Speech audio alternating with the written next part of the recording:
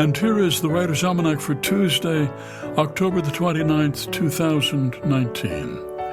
It's the birthday of the quilt maker Harriet Powers, born into slavery outside Athens, Georgia, 1837, famous for the quilts that she made, which told a story sort of like a graphic novel, such as her Bible quilt of 1886, which now hangs in the Smithsonian, and her pictorial quilt of 1888, displayed in the Museum of Fine Arts in Boston.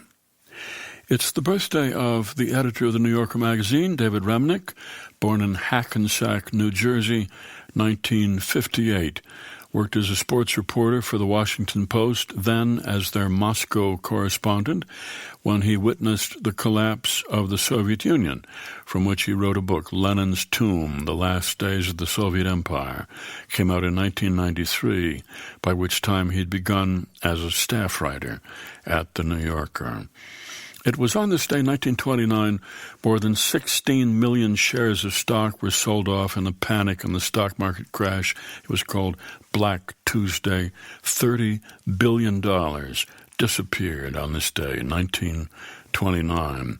1,300 banks closed within a year, 30% unemployment. And within 4 years, of the 25,000 banks, 11,000 had failed. The Great Depression was in full swing. The economy had been booming in the 20s, so people kept speculating in the markets. They borrowed money to buy stocks, thinking that they could turn around and sell them at a profit, and so they went bankrupt.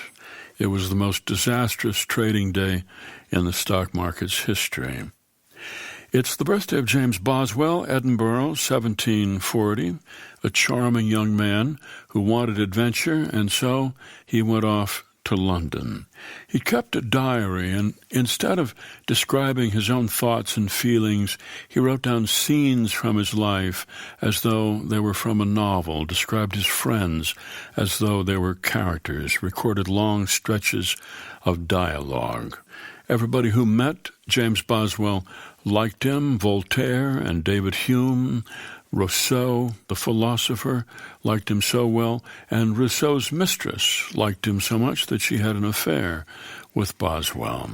And then in 1763, he met the scholar and writer Samuel Johnson. They became friends, and Boswell kept a close record of everything Johnson told him. And he wrote his Life of Johnson in 1791, long after Johnson's death. He had to fight with his editor to keep in all the little odd details, like things Johnson had said to his cat and what kind of underwear he thought women should wear. The book became a big bestseller, and it's a big part of the reason why Samuel Johnson is still famous today. Here's a poem for today by Edna St. Vincent Millay, Modern Declaration.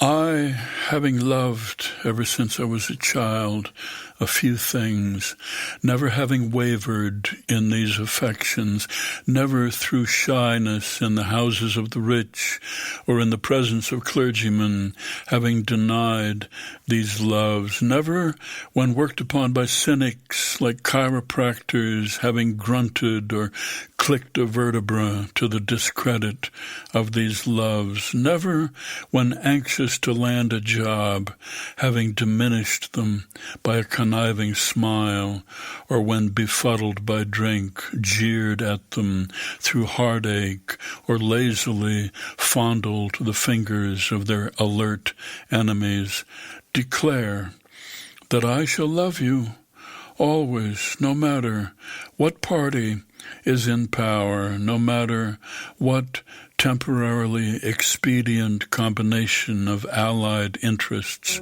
wins the war, shall love you always.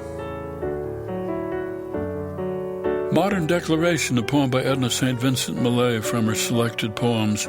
That's the Writer's Almanac for October the 29th, 2019. Be well, do good work, and keep in touch.